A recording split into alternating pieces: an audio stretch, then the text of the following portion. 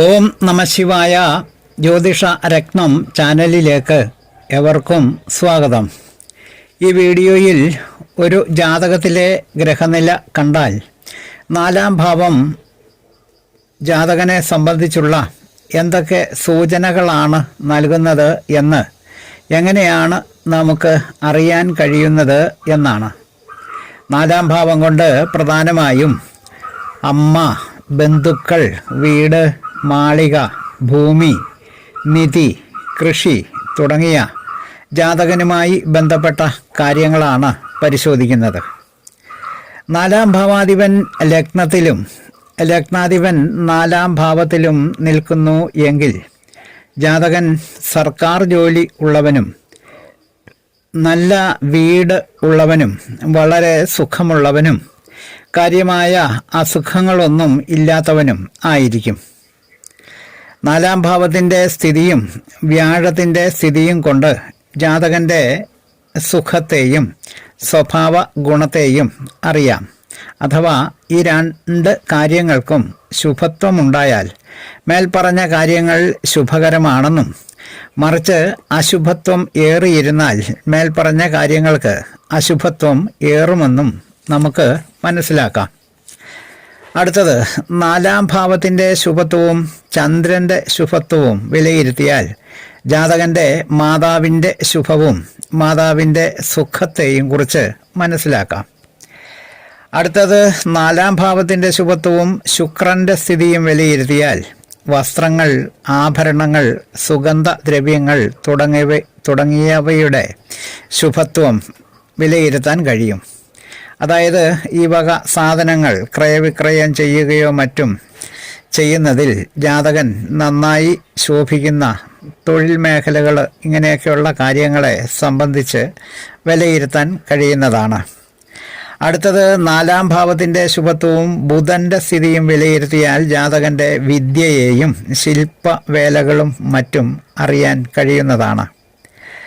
അടുത്തത്, ജാതകൻ്റെ ഗ്രഹത്തിനെ അഥവാ വീടിനെ സംബന്ധിച്ചാണെങ്കിൽ നാലാം ഭാവത്തിൻ്റെ ശുഭത്വം മാത്രം പരിഗണിച്ചാൽ മതിയാകുന്നതാണ്. അതായത് നാലാം ഭാവത്തിന് ശുഭത്വം ഏറിയിരുന്നാൽ വീടിനെ സംബന്ധിച്ചുള്ള ചോദ്യത്തിന് ശുഭകരമായിട്ടുള്ള ഉത്തരങ്ങൾ ലഭിക്കുകയും അതേസമയം നാലാം ഭാവത്തിന് അശുഭത്വം ഏറിയിരുന്നാൽ ചോദ്യത്തിന് നെഗറ്റീവായിട്ടുള്ള ഉത്തരം വരും എന്ന സൂചനയാണ് അത് നൽകുന്നത്. അടുത്തത്, നാലാം ഭാവാധിപൻ ലഗ്നാധിപനോട് ചേർന്ന് ഇഷ്ടഭാവത്തിൽ, അതായത് 6, 8, 12 എന്നീ ദുസ്ഥാനങ്ങൾ ഒഴികെ ഇഷ്ടഭാവങ്ങളിൽ സ്ഥിതി ചെയ്യുകയോ നാലാം ഭാവാധിപൻ ബലവാനായി ശുഭദൃഷ്ടിയോടുകൂടി 1, 4, 7, 10 എന്നീ കേന്ദ്രഭാവങ്ങളിലോ 5, 9 എന്നീ ത്രികോണ ഭാവങ്ങളിലോ സ്ഥിതി ചെയ്താൽ ജാതകൻ വളരെ ഗ്രഹങ്ങളുടെ ഉടമസ്ഥനായി തീരുകയും അല്ലെങ്കിൽ ധാരാളം കെട്ടിടങ്ങൾ നിർമ്മിക്കുന്ന ഒരു ഉദ്യോഗസ്ഥനോ മറ്റോ ആയിരിക്കുകയും ചെയ്യും. അടുത്തത്, നാലാം ഭാവാധിപൻ തൻ്റെ ഉച്ചക്ഷേത്രത്തിൽ നിൽക്കുകയും 9ാം ഭാവാധിപൻ 1, 4, 7, 10 തുടങ്ങിയ ലഗ്നകേന്ദ്രങ്ങളിൽ സ്ഥിതി ചെയ്യുകയും ചെയ്താൽ ജാതകൻ നല്ല ഭവനങ്ങളുടെ ഉടമസ്ഥനായിരിക്കും. അടുത്തതായി, നാലാം ഭാവാധിപൻ ലഗ്നാധിപനും ഒന്നിച്ച് നാലാം ഭാവത്തിൽ തന്നെ നിന്നാൽ അപ്രതീക്ഷിതമായ ഗ്രഹലാഭം ഉണ്ടാകുന്നതാണ്.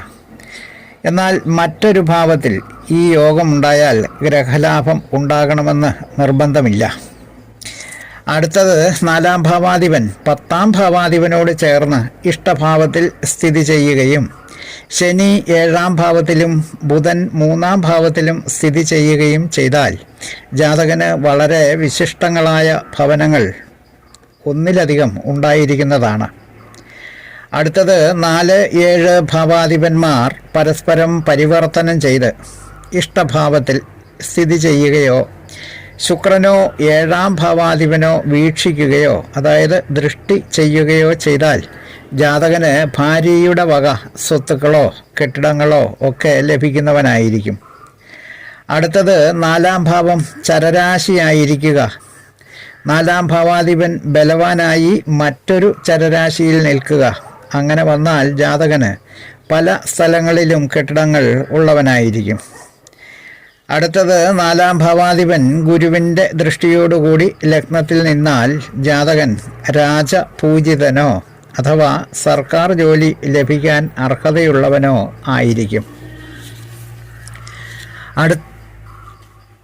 അടുത്തത് എനിക്ക് സ്വന്തമായി ഒരു വീട് വയ്ക്കാൻ സാധ്യമാകുമോ എന്ന ജാതകൻ്റെ ചോദ്യത്തിന് മേൽപ്പറഞ്ഞ പ്രകാരം ഏതെങ്കിലും ശുഭ ലക്ഷണങ്ങൾ, അതായത് ഭാവത്തിൽ ശുഭഗ്രഹങ്ങൾ നിൽക്കുക, ശുഭഗ്രഹങ്ങളുടെ ദൃഷ്ടി ഭാവത്തിലേക്കും ഭാവാധിപനിലേക്കും മറ്റും ഉണ്ടായിരിക്കുക, ഭാവത്തിന് പാപമധ്യവും പാപദൃഷ്ടിയും ഭാവത്തിൽ പാപസ്ഥിതിയും ഇല്ലാതിരിക്കുക തുടങ്ങിയ സൂചനകൾ ഉണ്ടായാൽ ജാതകന് സ്വന്തമായി വീട് ഉണ്ടാകുമെന്നും അല്ലാത്തപക്ഷം വളരെ കഷ്ടപ്പെട്ടും അധ്വാനിച്ചും മാത്രമേ ഒരു ഗ്രഹം ഉണ്ടാകുകയുള്ളൂ എന്നും നമുക്ക് അനുമാനിക്കാവുന്നതാണ്. അതുപോലെ വീടിൻ്റെ കാര്യം മാത്രമല്ല, വീഡിയോയുടെ തുടക്കത്തിൽ പറഞ്ഞ വാഹനം, ഭൂമി തുടങ്ങിയ എല്ലാ കാര്യങ്ങളുമായും ബന്ധപ്പെട്ട ജാതകൻ്റെ ചോദ്യങ്ങൾ, സൂചനകൾ ലഭ്യമാകുന്നതാണ്. 4-ാം ഭാവവുമായി ബന്ധപ്പെട്ട വിഷയങ്ങൾ പങ്കുവച്ച വീഡിയോ ശ്രദ്ധിച്ച എല്ലാവർക്കും നന്ദി, നമസ്കാരം. തലക്കുറി, ജാതകം, വിവാഹ പൊരുത്തം, മുഹൂർത്തം, പ്രശ്നം തുടങ്ങിയ ജ്യോതിഷ സംബന്ധമായ സേവനങ്ങൾക്ക് 9605-232894 എന്ന ഫോൺ നമ്പറിലോ വാട്സപ്പിലോ ബന്ധപ്പെടാവുന്നതാണ്. സ്നേഹപൂർവം മോഹന ജ്യോത്സ്യർ, ജ്യോതിഷ ആചാര്യ. ഓം നമഃ ശിവായ.